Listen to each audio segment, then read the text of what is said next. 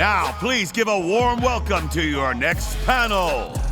Panel host Morgan Rosenow and panelists Ronnie Salem, Adam Haffner, Santiago Gonzalez, Luis Cabrera, Erika Walker, and Garam Kayed. All right, guys. All right, who is stoked to hear from some of the top managers and recruiters at the entire company right now? All right, let's clap it up for these guys. I'm stoked to learn from everybody. We have Hall of Fame agency managers, we have fast-growing agencies, and overall just incredible producers. So go ahead, get your notebooks out, put your phones down, and give them our full attention, okay? So, Recruiting 101, super stoked to learn from you guys. First up, we have Miss Erika Walker. How's it going, guys? Why don't you start off, let us know how long you've been at the company, best team month, and yeah, where are you? I've been with FFL for about 4 years now, and we've done about $500,000, so. Let's go, let's clap it up for that. Amazing, so one thing about recruiting, right? Recruiting step one of the process. We are a sales organization, so we don't get paid just to recruit people. So when it comes to actually converting your recruits into salespeople that are making sales every single day, how do you set expectations on that upfront call to make sure they actually come in prepared to do what's necessary? Yeah, I think the upfront call is obviously the most important part of the hiring process, right? And let's be real, a lot of people, we use social media, right? So they're coming to us from seeing the lifestyle. They're seeing the deposits, they're seeing the cars and the travel and all of that stuff, which is great, right? That's part of the business. But what they're not seeing is the behind the scenes, right? There are a lot of people aren't showing the leaving the office at 10 p.m., the working the weekends.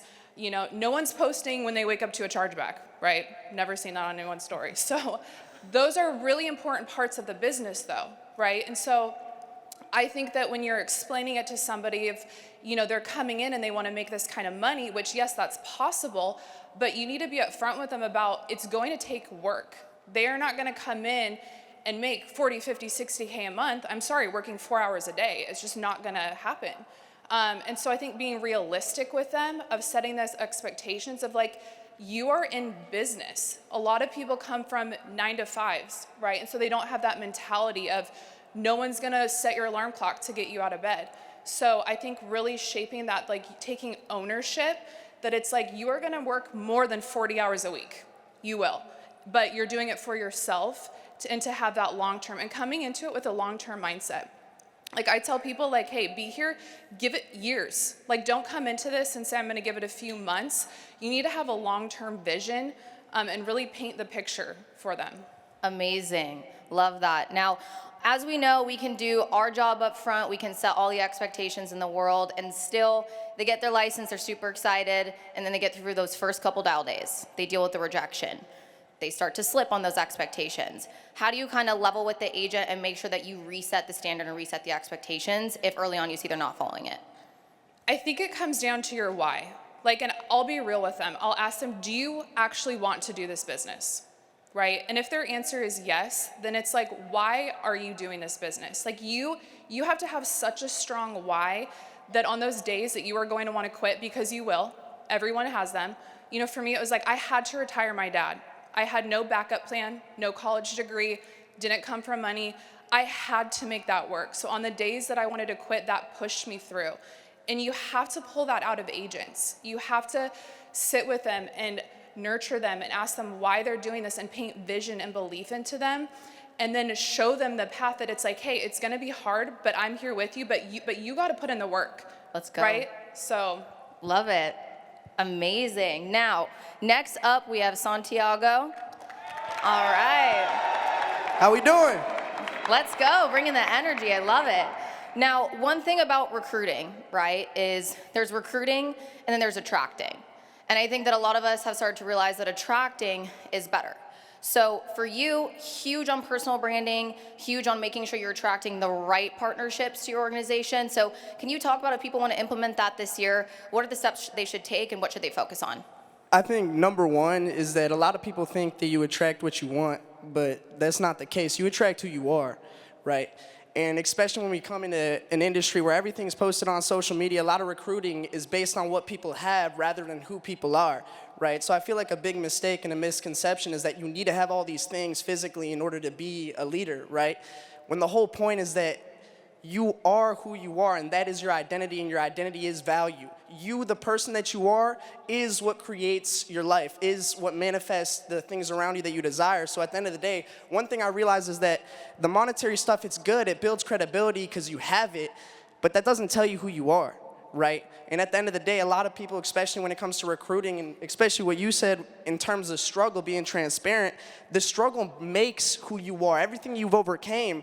So I feel like when people get into recruiting, they try to hide all the stuff that's difficult because of the fact that leaders are leaders because they've been through the most stuff. They've taken hits in their business and overcame adversity, and that's why they are where they are. And our job to be great leaders isn't to get people to do things that they never thought they would do because we got them to do it. It's to get people to realize that it was within them and that they were always capable of doing these things in the future, doing the things they never thought were capable of. So empowering someone to believe in themselves is 10 times more powerful than getting someone to do something. I mean, at the end of the day, when it comes to attracting, it's talk about the struggle, talk about what you've done, talk about how you think. Now people aren't gonna hit you up to join your business because of what you have, a supercar, whatever. They're gonna hit you up because they align with your purpose. They align with what you believe in. They align with how you think. And if you can get a group of people to genuinely believe in something bigger than yourself and a purpose, that creates things that are impossible. It makes growth 10 times faster than you could ever imagine because it's bigger than you, right? So understand that I was just like each and every one of you. I was no different. I've been in the business for a year and a little over a year and a half. And it's the bigger the change you make within yourself, the faster that you make it, the world's gonna reflect who you are internally. So look at yourself inside and go through and look at what you've overcame and where you are right now and attach that to your self-worth. Your suffering isn't your self-worth. What you've overcame and what you've learned, the wisdom that you've gained is what you're worth. And the second people realize that, they're gonna spread that message, and it's a lot more purposeful than just showing monetary things. So that, I'd say number one, that's how I attracted the people Can in my I get life. an amen to that? Holy moly. All right. One more quick question for you before we move on to the next panelist here. When it comes to translating that into social media, so you're getting the right message across and you're getting people to want to come to your page, what is a tip for somebody who wants to go make a post tomorrow and attract that kind of person? What should they do? Whatever comes to your head, speak it. If you've learned something in the business, you've made a realization, go on social media, film yourself talking and preaching about that moment, what you realized. These are the things that people need to hear. They don't need to see everything that you have. It's good that you have it, they can see it, but provide value by speaking the things you've been through and how you've overcame them. So just thoughts in your head, they come from God, they come from what's above you, and people need to hear that. So spread it. Let's go, clap it up. All right. Now we are moving on. Why don't you start with how long you've been here, what your best month as an agency was? So my name is Garam Kayed, and I've been in the business for about a year and a half so far. Amazing. And what was your best team month? My best team month was 100K. Let's go. All right. Now, for somebody who's early on into the business, maybe has some self-doubt on if they should recruit, if they're ready to recruit, is it really important for me to recruit yet? What is some advice you have for those people? So you know you're ready to recruit when you're ready to change somebody's life, okay? Because you might call it recruiting, but I call it life-changing. Because in life insurance, recruiting is not just about filling the seats or growing numbers on the chart. It's about opening doors to opportunity, purpose, and financial freedom that many people never knew ever were available to them. Recruiting is not just the heartbeat of a successful life insurance agency, it is the foundation that holds it together. The policies keep the lights on, but the people build the legacy.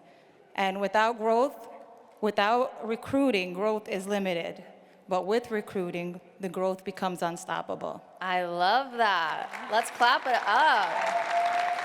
Now, one thing that I realized, going from producer to leader was that it made it really, really a lot easier to show up on the hard days. So what's your mentality with recruiting? Has it made it easier for you to kind of show up even in the face of adversity because you have people depending on you? So I give myself no excuse. There's no excuse not to show up. I'm a mother of 6, and I show up every single day. Yeah. There's no excuse. I don't take any excuse from any girl on my team. If I show up, you show up. Let's go. All I know is if I was on your team, I would be showing up every single day. Incredible. Thanks. All right, Luis, are you ready? I'm ready. All right, so let's clap it up for this guy getting awards, growing insanely quick. Super stoked to learn from you. Why don't you start? How long have you been here? Best team month. So I have been here just for 10 months, and my best month has been $1 million. Woo! I just gotta say, it is so exciting to see. I've been here for going on 4 years now. Seeing how fast people are like able to do that now is inspiring for me. I love coming to these events. Even if you're like couple years in, guys, keep coming because people like this, you're gonna see, and they're gonna get you back to work. So super stoked to learn from you here. Now, obviously you exploded year one in business. For anybody looking to have that same trajectory, give us the inside scoop. What are the things that you implemented in order to see that kind of growth so fast? Yeah, that's a really good question. So this is my first time at convention. I'm really happy and thankful to have the opportunity to speak in front of so many amazing and beautiful people. Thank you very much, guys. This is all for you guys. So 11 months ago, I was getting my insurance license. And in 2025, we were able to recruit over 150 Spanish speaker agents, and together we sold $4.6 million in just 1 year. And all the credit is to my team. All the credit is to my team. So la gente que habla español, haga una bulla, por favor. So the Spanish market is a huge opportunity, guys. It's a blue ocean with not much competition. And there's so many talented people that they are looking for an opportunity like this. So I'm gonna share with you the 3 main things that help me recruit at a high level. Number one, I focus on being the best closer as possible because I understood that people don't follow words, people follow results. So your responsibility is to show them results. Your responsibility is to show them real numbers. Number two, you gotta get your message out there. Recruitment is a game of communication. So you gotta expand your lines of communication, you gotta do social media, you gotta create content, and the most important thing is that you need to invest money so you can reach more people. Because if nobody knows who you are, nobody is gonna join your team. And last, and the most important, is that you need to have a real intention to help people make money. Because if they truly believe that you wanna help them, they will follow you anywhere. Muchas gracias. Love it. I got one more question for you here. Obviously, listening to you speak, you have a servant mentality when it comes to leadership, which is a common and consistent thing I see amongst the most successful leaders. So how do you instill that and duplicate yourself within your business for people that are struggling to build up leadership and people in it with them? So I think the best way is to show them with real results. I have a really strong purpose, and my purpose is to help people make money as soon as possible. So I just lead with example, I just show them the way, and that's pretty much it. All right, there you go. Amazing. So next up, we have Adam over there. All right, start us off with how long have you been here, best team month? So I've been here a little over 1 year, about 16 months, and January will be our best month. We're at 270, should finish about 350 with 20 absolute killers over here, so. Amazing. All right, and I have a question for you here where I think a lot of us, especially, sitting in the crowd, we see this evolved version, right, of leaders up on stage after making all of the mistakes, talking about the mistakes that they made and how they overcame them, but we don't talk about the mistakes that were actually made. So that's what I want you to kind of talk about. What are the most common mistakes you see people within your organization make when it comes to recruiting, and what should they do to avoid that? I think the biggest thing that people make mistakes on when it comes to recruiting is selling just this crazy dream, and obviously not selling how hard our work is. Obviously, it's not easy work. It's simple, right? But it's not easy. You do have to put in the hours. And when I started building, I didn't realize that. I was selling the dream.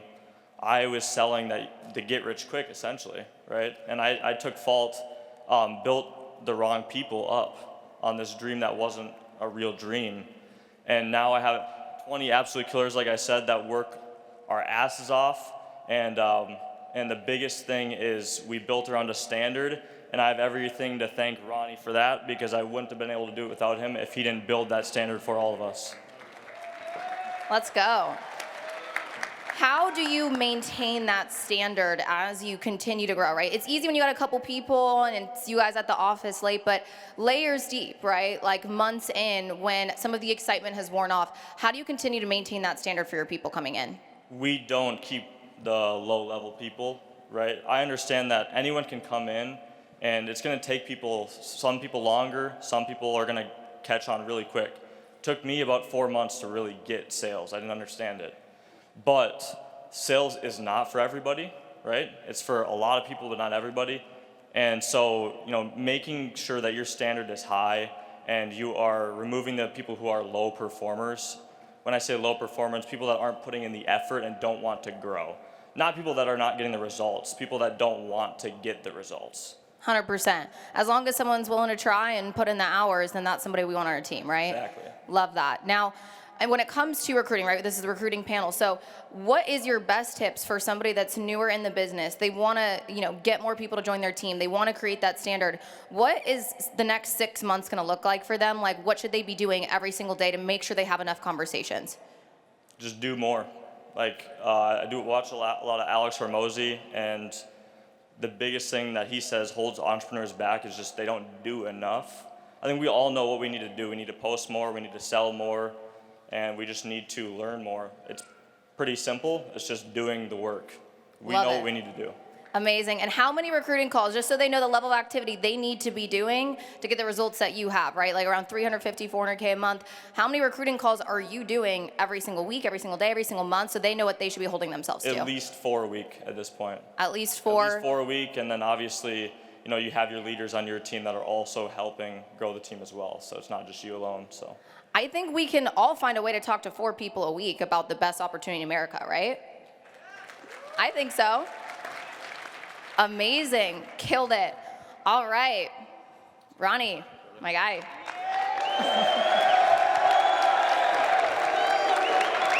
All right. All right, why don't we start with how long have you been here, best team month, and we'll kind of let you take it away. So I've just hit the 3-year mark with the greatest IMO in the country, Family First Life. Let's go. Best team month was this past December. We went from starting the year at 1 million to finishing December at 9.4 million a month. Let's go. Amazing. All right, now you have shared a lot of your journey with a lot of people at the company. And one thing I like about your story is that you have this crazy growth trajectory, but it didn't happen immediately. Because that's, a lot of times you see people come in, they crush it, and, it's something that we compare ourselves to. But, your first couple conventions, you didn't have a ton of agents that came and show up, and you didn't have, the culture that you have today. So can you speak to people that maybe they feel like what they're doing right now isn't working? They feel like they're spinning their wheels. They feel like they're not getting anywhere. What would you say to those people to turn that around? Who's ready to turn into a recruiting machine?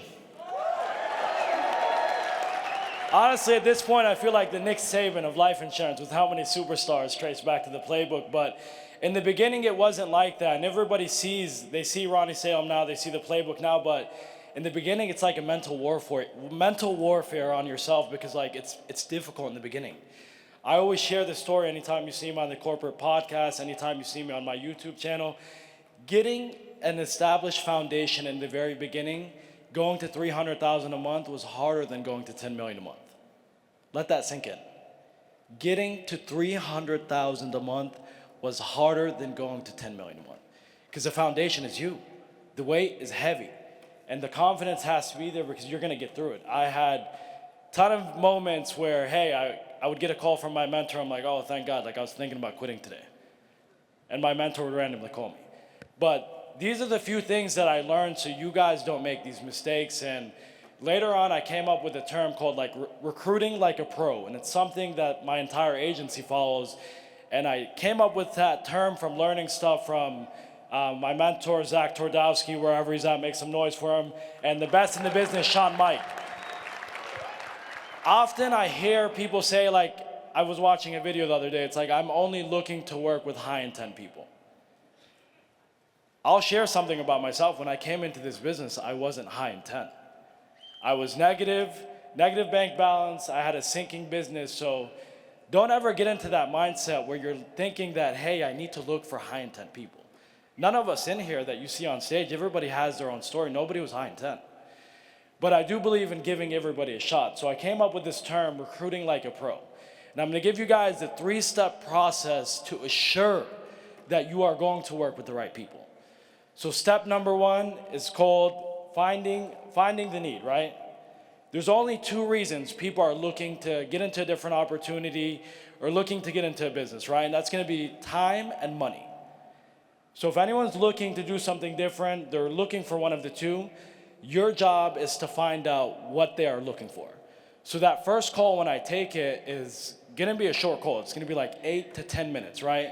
I'm finding what the need is, finding out why we're on the phone, what they're looking for, try to get to know them a little bit better. And then I'm going to let this next step, which is I call throwing the bone, right? It's finding how coachable that person is, right? Because I believe in everybody deserves an opportunity, but I want to find out up front if you're coachable. Because when you run an agency with 1,000 people, trust me, you don't have time to waste. So when I send out these 2 videos, and you'll see them on my YouTube channel, you can go and make the same one. I encourage everybody to do the exact same thing with their agency. It's gonna send them through 2 videos, and it's just to see if they're gonna actually do the task, right? Because imagine if you're looking to work with somebody and you give them a task and they can't do it before they're even licensed. Like, bro, I hate to break it for you, but it's not the right guy that you wanna bring in, you know?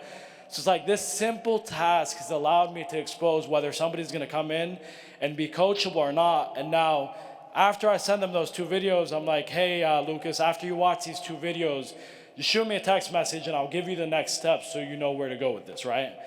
Now that second call is the 3rd step of the 3-step process, and I'm just getting on there to see what questions they may have, you know, how did they react to what they were watching, they had any questions on top of that, because the biggest thing I see is like a lot of people will take recruiting calls like for an hour. Like if you want to get on the phone with me for a recruiting call for an hour, you better pay me $2,000. I'm not getting on a recruiting call for an hour. And a lot of people are not letting the system work for them. So that's how I've exposed the recruiting process in this industry so fast, is I'm letting the system work for me. And the biggest flaw I see in, where are my managers at? Who's trying to build a big team in here? Protect your time. This is the biggest flaw that I find in most managers. You're taking, like, somebody walked in my office the other day, I'm like, hey, where were you? It's like 3 o'clock in the afternoon, he's like, I was taking a recruiting call. I was like, what's wrong with you? He's like, what? I'm bringing somebody into the business. I was like, no, man. Money-making activities, right? So this is the biggest thing that people miss. It's money-making activities. Whenever I'm taking these recruiting calls, I'm either gonna do it before 9 in the morning, I'm gonna do it at my 15 to 30-minute lunch, or I'm gonna do it after I'm clocked out, and that's 7 Eastern every single day. Like, you might text me at midnight, and I'll be like, hey man, I'm on a recruiting call with somebody in Cali, like I'll text you later. So it's like you have to protect that time, because whenever you're running your day, you wanna focus on the objects that are in front of you, right? A lot of people are like wasting their time during the day, taking these 45-minute, 1-hour recruiting calls, and you're just taking time from your day that's so precious. And what I learned in this business, everybody's like, oh, I wish that I had more time. I wish that there was more than 24 hours in a day. And everybody's looking for more time, but you don't need more time. What you need is more intention.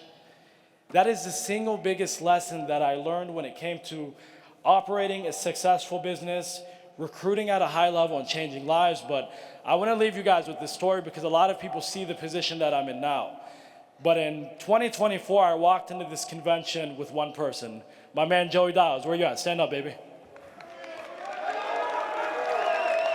So I walked into this convention with one person. In 2025, I came back with 75, three Hall of Famers, which one of them was myself, right? In 2026, we walked back in with almost 500 people and 30 Hall of Famers.